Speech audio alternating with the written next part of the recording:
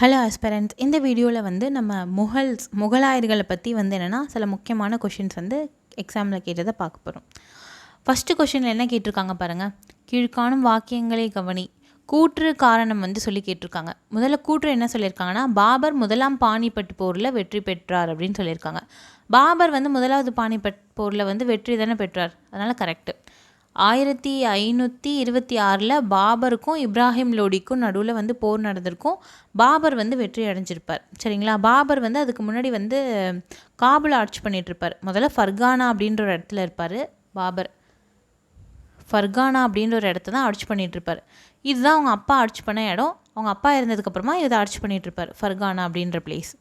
அதுக்கப்புறமா எந்த பிளேஸ்க்கு வந்துடுவார்னா, ஃபர்கானாலேருந்து அவரை ஷைபானி கான் அப்படின்ற ஒருத்தர் வந்து என்னென்னா அவர் அரியணையை பிடிச்சிட்டு துரத்தி விட்டுருவார். ஸோ காபுலுக்கு வருவார். காபுல்லேயும் அவருக்கு நிறைய பிரச்சனை இருக்கும். ஏன்னா ஆப்கானிஸ்தான் அப்படின்றது வந்து ஒரு செக்யூரான பிளேஸ் கிடையாது. ஏன்னா சுற்றிலும் வந்து என்னென்னா பிளைன்ஸ், அதனால் வந்து என்னென்னா சமவெளியாக இருக்கிறதால ஈஸியாக யாராவது உள்ளே வந்துடலாம். பட் ஆனால் இந்தியாவில் அப்படி இல்லை. ஒரு பக்கம் பார்த்திங்கன்னா இந்த சைடு ஈஸ்ட் சைடு ஃபுல்லாக ஹிமாலயாஸ் இருக்கும். சவுத் சைடில் கீழே பார்த்திங்கன்னா ஃபுல்லாக கடல் வந்து சூழ்ந்திருக்கு. இந்த வெஸ்டர்ன் சைட்லாம் ஒரு மேற்கு பக்கம் தான் வந்து என்னென்னா நம்மளுக்கு வந்து ஹிந்து குஷ் மவுண்டெயின்ஸ், அந்த பக்கமாக தான் வந்து என்னென்னா கைபர் கணவாய் அப்படின்னு சொல்லுவாங்க, கைபர் பாஸ். அது வழியாக தான் வந்து என்னென்னா நமக்கு படையெடுத்து வரலாம். அதனால் இந்தியா வந்து ஒரு சேஃபான பிளேஸ். ஸோ என்னென்னா அவருக்கு இந்தியா மேலே ஒரு கண் இருந்துக்கிட்டே இருக்கும். அப்போ வந்து என்னென்னா நிறைய தடவை 1526 தான் அவர் ஃபஸ்ட் டைம் உள்ளே வந்தாரா அப்படின்னா கிடையாது. இதுக்கு முன்னாடியே நிறைய தடவை இந்தியாவை பிடிக்க ட்ரை பண்ணியிருப்பார் உள்ளே வந்து. பட் ஆனால் அவரால் முடியாது. பட் ஆனால் 1526 இப்ராஹிம் லோடியோட கூட இருக்க ஃப்ரெண்ட்ஸே என்ன பண்ணுறாங்க, ஃப்ரெண்ட்ஸு பக்கத்தில் இருக்க மன்னர் எல்லாரும் என்னென்னா பாபருக்கு வந்து சப்போர்ட் பண்ணுறாங்க. ஸோ என்ன அப்படின்னா பாபரால் ஈஸியாக வந்து இந்த போரை ஜெயிக்க முடிஞ்சுது. காரணம் வந்து என்ன சொல்கிறாங்க அப்படின்னா, பாபர் வந்து பீரங்கி படையை போரில் பயன்படுத்தினார் அப்படின்னு சொல்கிறாங்க. ஆமாம், பாபர் வந்து பீரங்கியை பயன்படுத்தினார். அதனால தான் வந்து அவருக்கு வந்து இந்த போரில் வெற்றி பெற்றார். ஆக்சுவலி பார்த்திங்கன்னா இப்ராஹிம் லோடிக்கு தான் அதிகமான படை இருந்திருக்கும், படை வீரர்களே இருந்திருப்பாங்க பாபரை விட. பட் இருந்தாலும் பாபர் ஜெயிச்சதுக்கு முதல் காரணம் என்ன அப்படின்னா, முக்கியமான காரணம் பீரங்கி படையை அவர் யூஸ் பண்ணியிருப்பார், ஆர்ட்டிலரியை யூஸ் பண்ணியிருப்பார். சரி, அப்படின்னா வந்து கூற்று காரணம் ரெண்டுமே சரி தானே. காரணம் வந்து சரியான விளக்கம் தான் அப்படின்றது தான் கரெக்டான ஆன்சர். ஓகே, நெக்ஸ்ட் கொஷின் பார்க்கலாம். அடுத்த கொஷினில் என்ன கேட்டிருக்காங்க பாருங்கள்.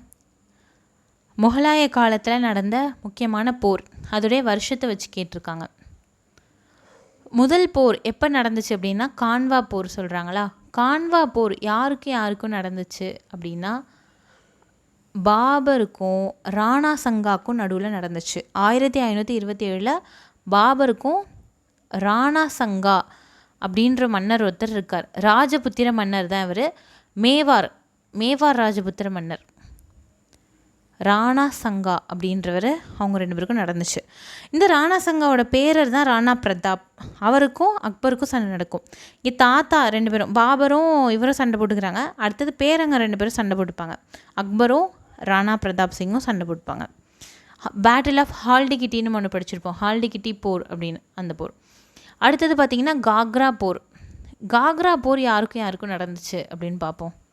காக்ரா போர் வந்து 1529 நடக்குது. யாருக்குன்னா முகமது லோடின்னு ஒருத்தர் இருக்கார். லோடி வம்சத்திலே இருந்த ஒரு சின்ன மன்னர்.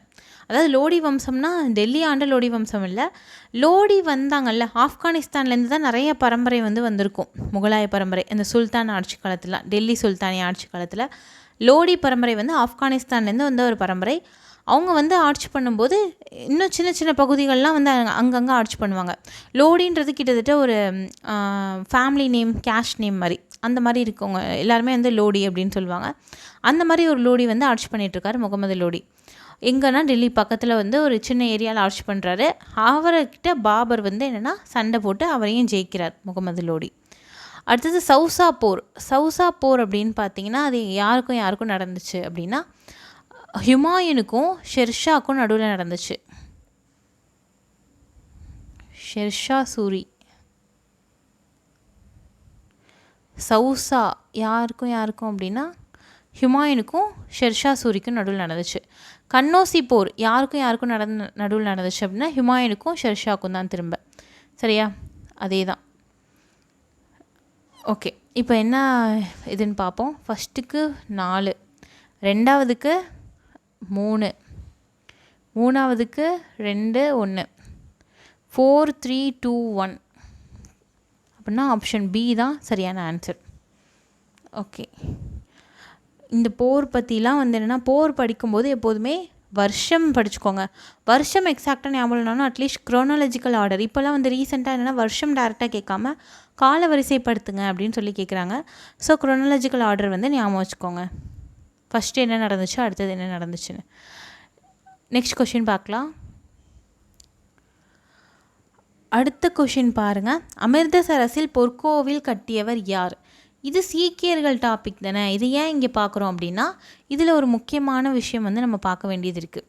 என்ன பார்க்கணும் அப்படின்னா, அமிர்தசரஸ் பொற்கோயிலை முதல்ல கட்டினது யார் அப்படின்னு பார்ப்போம். குரு ராமதாசர் அப்படின்றவர் தான் கட்டினார்.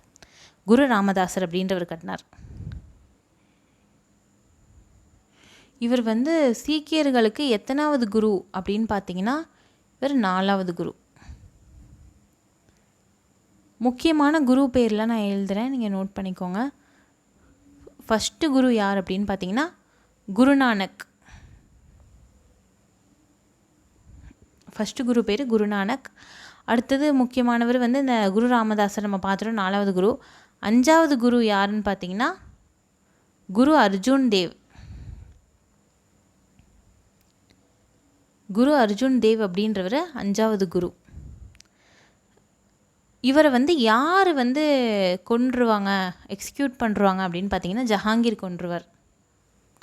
ஏன் ஜஹாங்கீர் கொள்வார் அப்படின்னா, அவரோட பையன் ஒருத்தர் இருப்பார், ஜஹாங்கீரோட பையன்.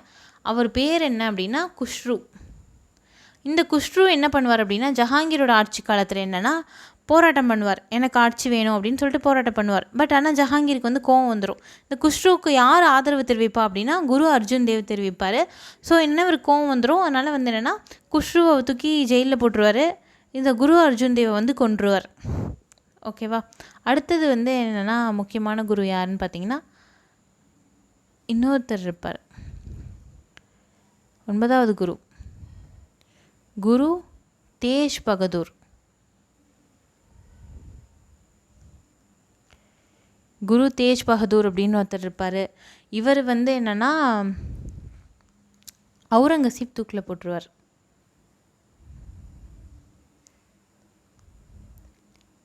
அவுரங்கசீப் கொன்றுவார்.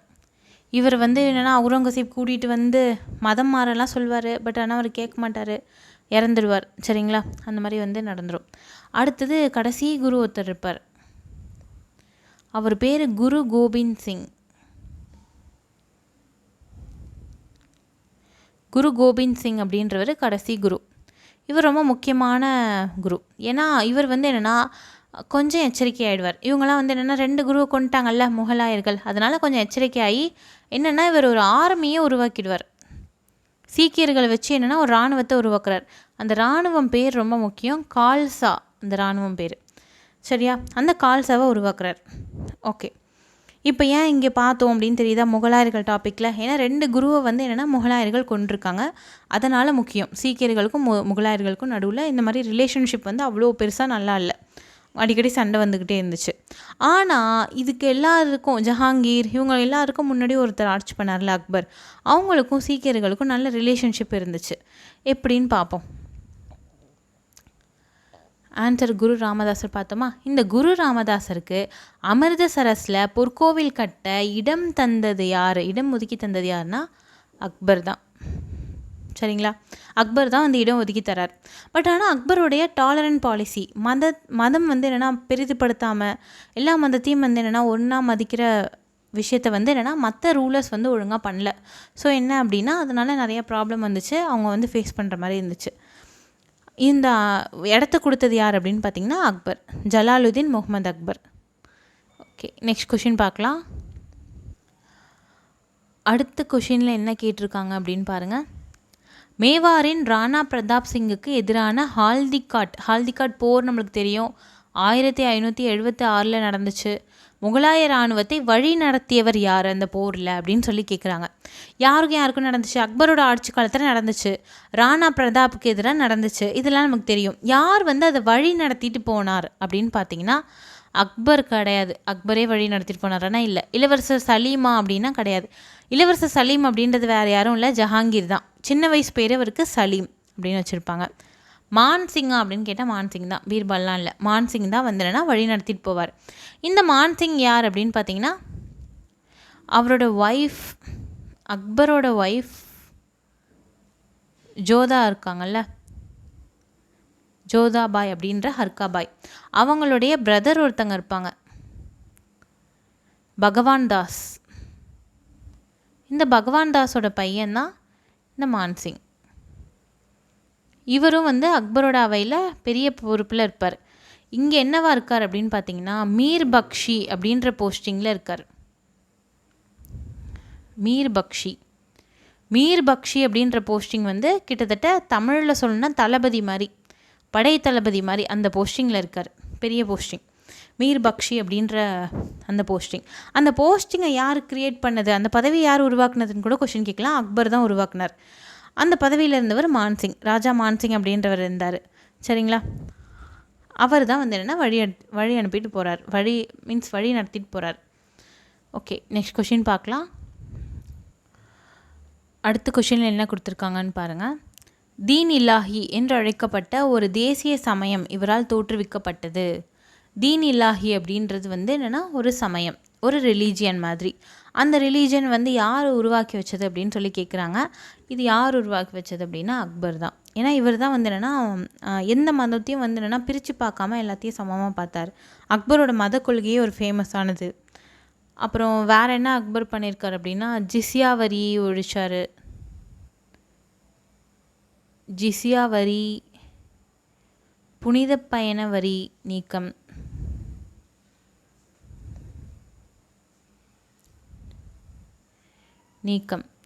இந்த 2 வரியை நீக்கியிருக்காரு. அப்புறம் இன்னொரு முக்கியமான விஷயம் என்ன அப்படின்னு பார்த்தீங்கன்னா ஃபதேபூர் சிக்ரி அப்படின்ற ஒரு இடம் இருக்குது. ஃபதேபூர் சிக்ரி இது என்னென்னா அவரோட குஜராத்தோட வெற்றியை தொடர்ந்து கட்டப்பட்டது தான் ஃபதேபூர் சிக்ரி. இதில் வந்து இபாதத் கானா அப்படின்ற ஒரு இடம் இருக்குது. இபாதத் கானா இதில் அக்பர் என்ன பண்ணுறார் அப்படின்னு பார்த்தீங்கன்னா எல்லா மதத்தவரையும் கூப்பிட்டு வச்சு என்ன பண்ணுறாருன்னா பேசுகிறார். அவருக்கு எல்லா மதத்தை பற்றி தெரிஞ்சுக்கணுன்னு ஆசை இருக்குது. ஸோ எல்லாத்தையும் கூப்பிட்டு வச்சு பேசுவார்.